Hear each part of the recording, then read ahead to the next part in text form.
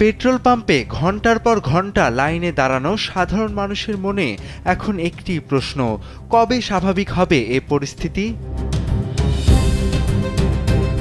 মধ্যপ্রাচ্যে Iran, Israel ও যুক্তরাষ্ট্রের মধ্যে যুদ্ধবিরতি ঘোষিত হলেও বিশ্ববাজারে জ্বালানি তেলের চড়া দাম এখনও কমেনি।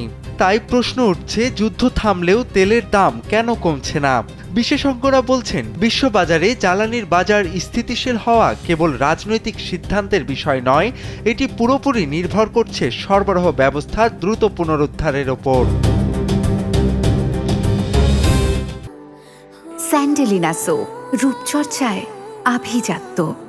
জ্বালানি বাজারের এই স্থবিরতার প্রধান কারণ হয়ে দাঁড়িয়েছে কৌশলগতভাবে গুরুত্বপূর্ণ হরমুজ প্রণালী। বিশ্ববাজারের তেলের প্রায় 20% এই পথ দিয়ে পরিবাহিত হয়। যুদ্ধের প্রভাবে এই রুটটি কার্যত অচল হয়ে পড়েছিল। যেখানে প্রতিদিন 140টির মতো জাহাজ চলত, সেখানে এখন হাতে গোনা কয়েকটি জাহাজ চলাচল করছে। এই বিশাল শূন্যতা পূরণ করে সরবরাহ স্বাভাবিক করতে দীর্ঘ সময় প্রয়োজন। এদিকে অবকাঠামোগত সংকট পরিস্থিতিকে আরও জটিল করে তুলেছে।